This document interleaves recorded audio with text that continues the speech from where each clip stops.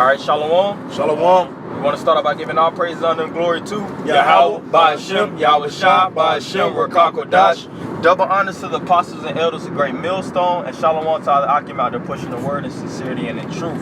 And this lesson is going to go into balancing or handling your business spiritually and carnally. You know, you have a lot of men in the spirit, you know, that are really come under the perception. You know, young men, you know, when you kind of young, you have youthful intentions or youthful perceptions, so to speak, and you'll think that it's all about gaining in the spirit, and studying to know, and basically leaving everything that leaving your manly business, so to speak, in the back burner. Okay. And that's the farthest thing from the truth. That's the furthest thing from the truth. And it's truth. You got to balance things, man. You know, you got to actually handle your business. You know, you got to actually handle your business in the spirit. You know, you got to actually handle your business in the flesh. If you a man that has a full-fledged household, you got to take care of those things, man. Okay. You know, you shouldn't be just, you know, out of it, so to speak, and, you know, months and years, so to speak, go by, and you ain't got a job, you ain't handling your business, and you just be like in that spirit, well, Yahweh Shah, he finna return, so it ain't no point in having a job, you know. That and actually coming up with certain scriptures, tailoring certain scriptures to justify not handling your business as a man. The truth doesn't work like that, man. You got priority is first and foremost, which is building in the spirit of Yahweh Ba'ashem Yahweh Shah, gaining knowledge, wisdom, and understanding, growing with brothers. But in the background, you got your personal life, man. Okay. You know, because even though we all come to the forefront and we do these videos, in the background, you got brothers that handle their business, and sometimes you have brothers that don't handle their business, man. Okay. So this is just a lesson just to motivate brothers and to get brothers in that mentality, because, hey, we in them times, man. We in them times where you got to be well-rounded. You got to be, just like I said, Jacob was a plain man, dwelling in tents. That word plain really goes into being well-rounded. He covered all ends. He covered all bases. Bases was loaded. Okay. So in this truth, you got to be the same way, man, because the scriptures speak about how every man work shall be presented by that fire, man. Okay. It's going to show that if you was actually being diligent and consistent on all playing fields, or if you was being negligent and you was just trying to show on the forefront that you was actually a somebody, so to speak, but in the background you was an extreme bullshit artist, man. God. So I'm gonna start with the scripture in 1 Timothy 5, and I'm gonna start at verse 7. And these things give in charge that they may be blameless. But if any provide not for his own house, and especially for those of his, but if any provide not for his own, and especially for those of his own house, he have denied the faith, and is worse than an infidel. And an infidel is somebody that basically doesn't believe, man. All right, because Paul wrote that because there was a lot of men that was dallying with the world, you know, that was basically putting on the garments on Saturdays, so to speak. You know, of course, during that time, they was putting on the garments and prophesying and correcting people, but in the background, they wasn't handling their business, man. This truth is a management. This is a management company, and the first thing that you manage before you actually managing men and managing things around you, so to speak, is managing yourself. The scripture says to examine yourself whether you be in the faith. Know ye not your own selves? How do you examine yourself? Making sure that you're on top of yourself. Like I said, on top of your finances. Of course, we're going to be poor on this side, but guess what? You got to handle things, man, for the necessity of the church. During the time of Paul and his missionaries and the disciples, when they were taking trips, they wasn't taking free trips, man. Certain men had to finance things. Hey, it tells you in Acts, when all the men had to actually accumulate their funds and put it together and divvy out the funds to have it on an equilibrium base. That's where you get the word economy, man. It means it goes back to household management. That's right. Whether you got a single household, it's just you, the brother may be single, or you a brother that actually has a family within this truth. It's still based on how you manage your household, man. Because if you can't manage your household, or whatever, you can't manage the business of Yahweh Ba'ashem Yahweh Shah, man. That's right. Because this is business, man. Just like the brother said, when you're dealing with business, you got to make sure everything is on point. Think of a manager or a supervisor of a company. He got to make sure the productivity is on point. He got to make sure the sales is high. He got to make sure there's no accidents. You know, there's no problems. Because a couple lawsuits that'll shoot a company all the way under. That'll throw their credit all the way down to the ground. And the scriptures speak about that. A good name is worth more than the precious gold, so to speak, precious ointment. You are your company. You are your economy, so to speak. And as an economist, just like I said earlier, and like the brother just said, you got to make sure all things is lined up perfectly, man. You know, and I got this another scripture, 1 Timothy 3:1. This is a true saying: if a man desire the office of a bishop, he desireth the good work. All right, and the word bishop, if I'm not mistaken, is episcopos, which really goes into an overseer. Now, of course, a bishop was a specific office that a man would embody, but spiritually, we all actually embody characteristics of overseers. So we have to actually be balanced, man. All right, and it's going to go into the aspects or the characteristics of a man that's a bishop or overseer of a church. A bishop that must be blameless, the husband of one wife, vigilant, sober, of good behavior, given to hospitality, apt to teach. Right, and these are heavy aspects or characteristics that a bishop holds. Because like it says, the husband of one wife. Why does it say that a bishop has to be the husband of one wife? For balance sake. You gotta, if you're dealing with your woman, of course you're dealing with the dealings of a woman. You know, you got to give her due benevolence, which that takes time out of your life. That's the cares of the world, right there. Yeah, that's the cares of the world, but it's still essential. That's still what's on your plate. You got to actually handle your business with your wife, so to speak. Now, of course, we all know the story. If a woman doesn't go the way that you have it, you cut her off. You handle your business. You got to know your cutoff. You got to know all these different things. But just dealing in with the text of the scriptures, that's the importance. Because a bishop would actually, that was the purpose of a bishop dealing with one woman, because he would have to balance things for what the church. Not only did he have to take care of handle his business in the background, he still had to handle the church and have the church in high regard, so to speak. All right, spiritual CEO. Yeah. You got it. I got a presentation. I'm gonna just finish this, and then I'm gonna give it to you. Vigilant, which that word vigilant goes into being self-aware, circumspect, knowing your ins and outs. You know, knowing what's going on, knowing the pulse of the area that you in, knowing the pulse of your economy, knowing the pulse of your economy, knowing the state of yourself, knowing when you slowing down, knowing when you doing too much. Yeah, God. You know, God. Balance.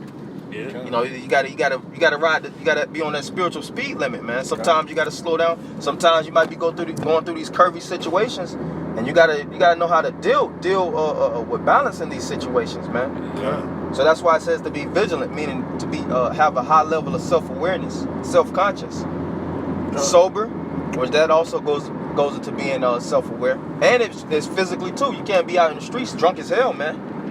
You don't damn near guzzle a fucking half a bottle, and you out in the streets, man. Yeah. Liquor all in your breath. Yeah, reveling. Pores and shit, reveling, talking shit. Can't be like that, man. God. You gotta move like a snake, man. The scripture says, "Be wise as serpents, harmless as doves." A snake is very, very subtle, very low profile. A lot of times you don't even see snakes; they'll see you before you see them. All right. It says, "Vigilant, sober, of good behavior." Yeah, you gotta have good behavior. You gotta know how to behave yourself in this truth.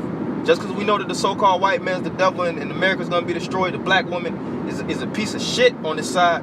You don't express it all the time. Hey, you got sometimes on your job, you gotta be on that high and by type of spirit, man. You can't be just shit the shit face on you when you at work. Man, I don't talk to Edomites. Yeah, God. My manager Edomite, I don't deal with Edomites. Nah, man, you gotta build a rapport, man. The scriptures tell you, be not over righteous much, and be not over wickedly much. Why should thou destroy thyself before thy time? Man? That's right. So that's living in that proper balance that the brother's speaking on. Yep. And it also says don't be a lion in your house. You got certain men that hey, why your head ain't wrapped up? Women's supposed to wear dresses. Man, hey. The scriptures speak about even if a woman don't even believe in the truth, if she desire to dwell with you, that's enough in itself. Yeah. You ain't gotta be super Israelite, man. Have the woman with a different garment, sewing garments and shit. God. Trying to embody Proverbs. Was that the 31st chapter? 31st chapter. Yeah, It's not like that in this truth, man. You got to understand that. All right, all women ain't even gonna be on the same level, man. You can't superimpose this truth on people that don't want to get it, man. But that's all right though. That's understanding your balance, because you got to understand sometimes it's not for everybody, even your woman. That's why the scriptures tell you, be not over Salah. The scriptures that's a good one. Be not righteous over much. Yeah, be not righteous over much, but Satan, the spirit move. Satan took mine. But yeah, it says be not righteous over much, because you got to even balance your household too. You know, hey, this truth is sometimes not for your children. Mm-hmm. You ain't gotta have your kid. Hey man, you got read you got to know about King David. You got to know about King Solomon. You got to know about the southern and northern kingdom war. That ain't necessary for certain children, man. That's what I was going to, Salah.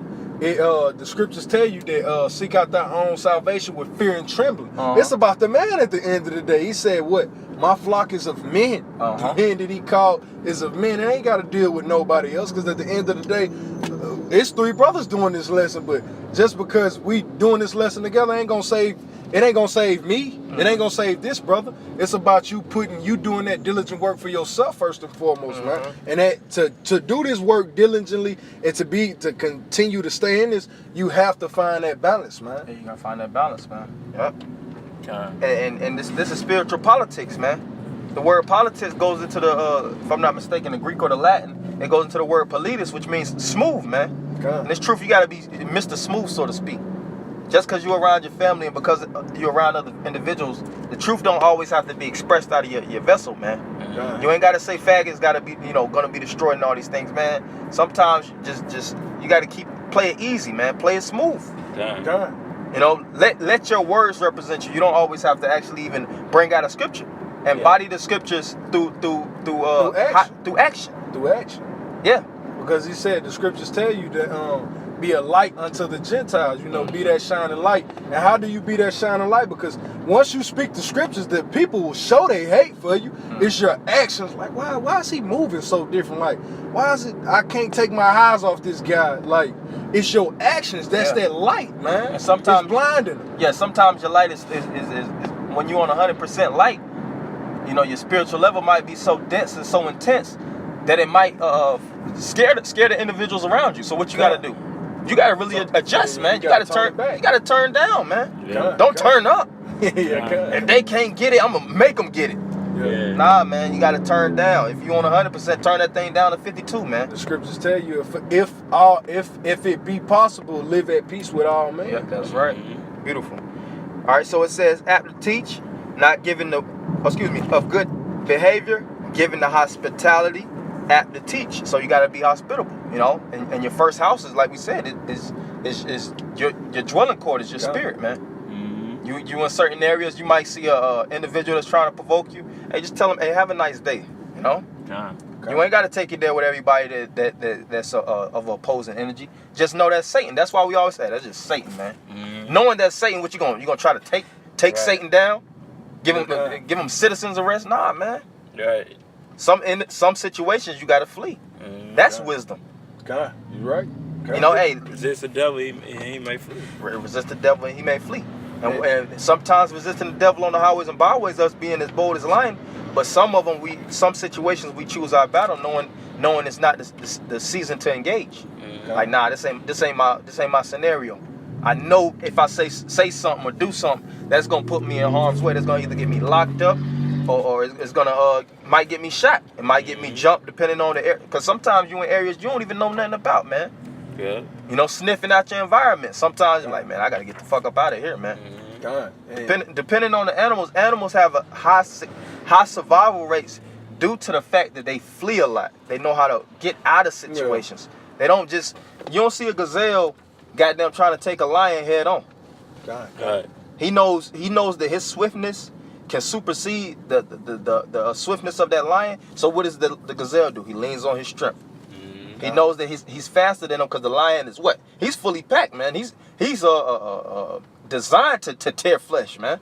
Scripture says, be sober, be vigilant, because your devil as a roaring lion. And seeketh to whom he may devour. Because what the brothers going into is still the same. Like, gazelle is what he's most His strengths are actually heightening what? An open playing field, open plains or whatever. And that's his domain. And when you go to the word kingdom, it's malakwath. In the Hebrew, that goes back to domain. Your region of dominion, the region that you rule. You have lordship over.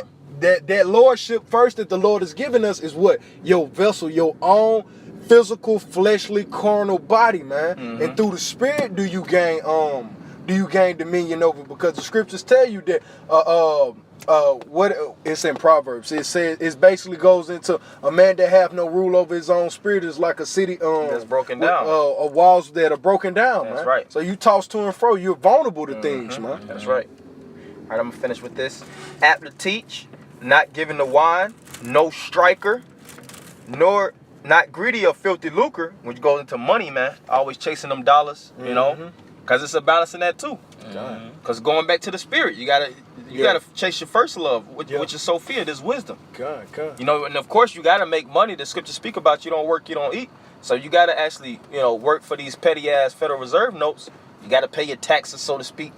Even though you in the spirit and the truth, you gotta be a regular citizen at the same time too, man. It's the balance of both worlds, man. All right. It says, not greedy of filthy lucre, but patient, not a brawler, not covetous, one that ruleth well his own house, having his children in subject with all gravity. So verse 5, for if a man know not how to rule his own house, how shall he take care of the church of the Most High? So that's important. And to speak on that, here it is, like when you rule in your own house, it's more so in the carnal sense, man, because these are the cares and the matters of the world.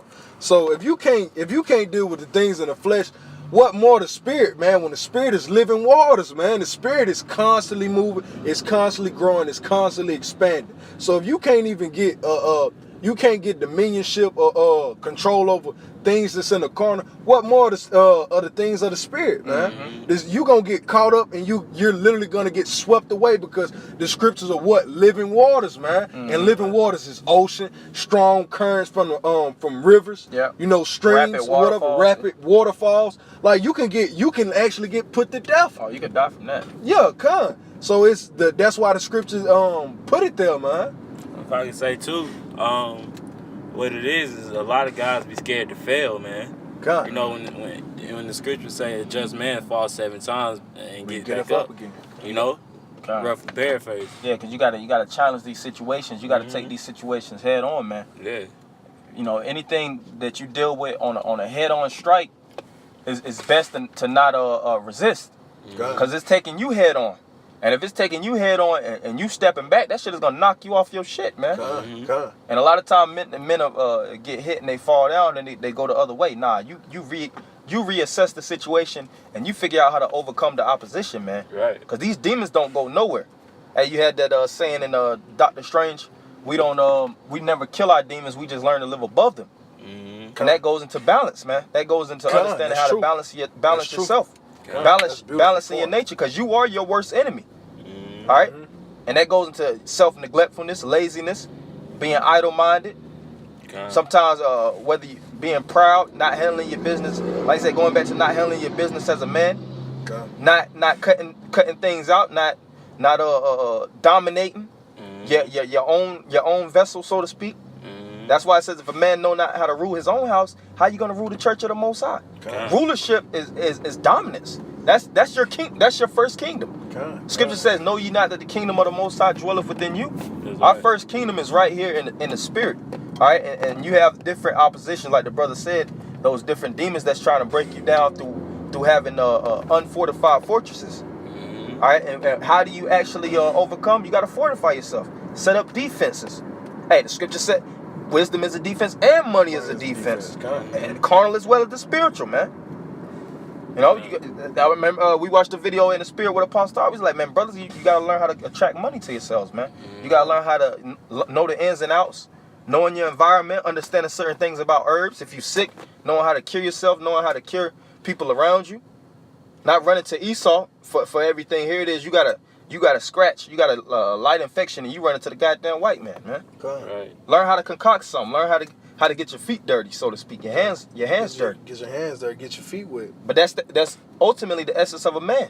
Mm-hmm. Because a man, especially back in the day, back in the the early 1900s, things of that nature, the 1800s, Jake wasn't able to really go to Esau for everything, man. That's why they came with what? Innovativeness, to create certain things to actually help the strain that was put on their bodies. God. And if I could just add onto the brother's point, I think Albert Einstein said that shit the best. Well, he said, people riding me in the sense of him being smart. He was like, smart is just a strong memory.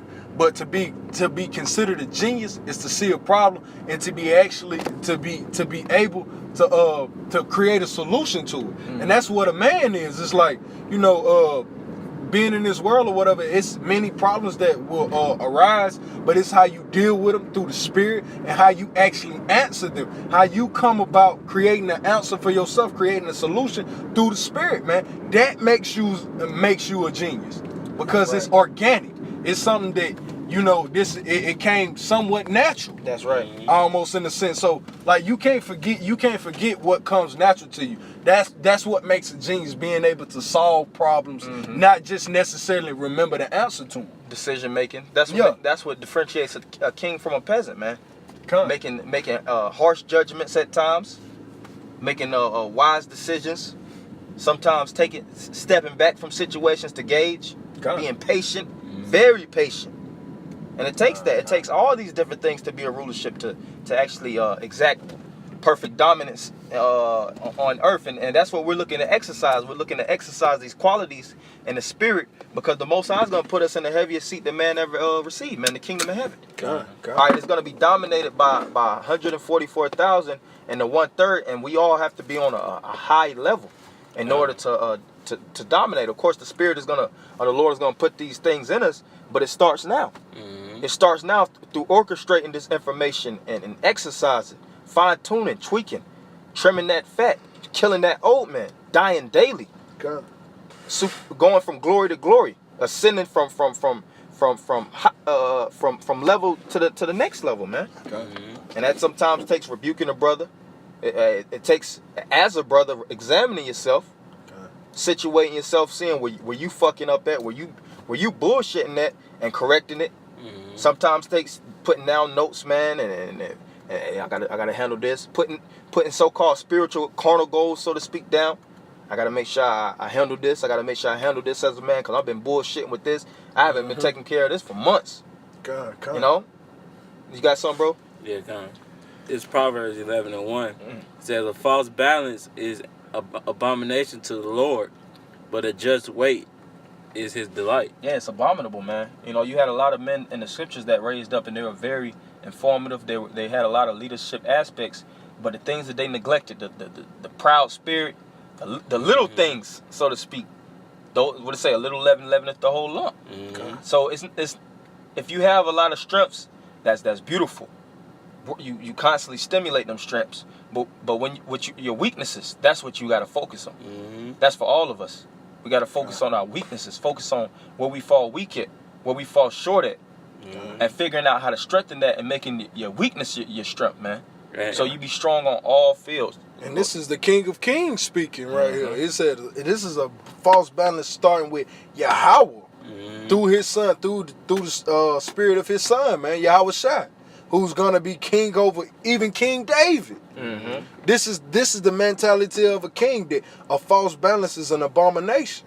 But to be balanced and to be just, to understand the good, to understand the bad, and to be able to walk in the middle, that's what makes you a god, man. Because really, to be in the flesh, you only exist on two sides with Yahweh Hashem Yahweh Shai. Either you're wicked or you're righteous, man. Either you're a good running back or you're a bad running back. Because I know no running back in the history of existence that averaged absolutely 0 yards. Either it was negative or it was positive. I don't care if it was just a half a yard positive. He was a productive running back. At the end of the day, instead of a liability. To be the Most High, you are the scrimmage line. I'm the measure in which you're positive or you're negative. That's what the Most High is basically speaking of. I'm the balance, man. And for us to be calling ourselves Israelite, we must show balance, man. Good and bad. And that's in every aspect, physical and spiritual, man. Yep. And when you see that you have certain bad balances, like the brother said, it's all about putting off those negatives and channeling it to your positive. Hey, they teach you that sometimes in these different with these different individuals that's on drugs or they're heavy they have heavy addictions. They'll say, you know, you have a bad addiction, but you got a strong drive. All you gotta do is take that addiction and channel it, whether towards exercising certain things. And those individuals, they'll take that drive and they'll actually trim down on the negative, and they'll channel it and make it positive, and they be goddamn, you know, very, very strong, and you know, their drive actually helps them on the long run. So it's the same thing in this truth. This truth is like spiritual Tetris, so to speak. You gotta shift the blocks, so to speak. All right, this ain't working for you. You gotta put this right here. Adjust.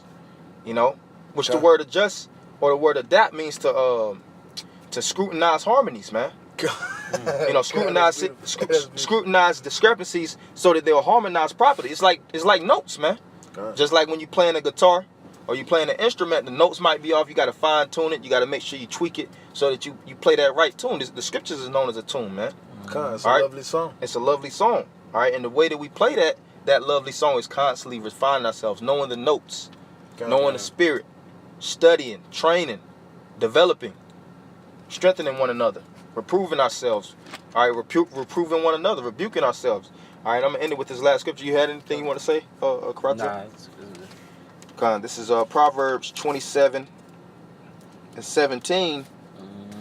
Iron sharpeneth iron, so a man sharpeneth the countenance of his friend. Right, and that's the main thing too, because the scripture says that a friend sticketh closer to a brother, and as a brother, you got to strengthen the man right next to you.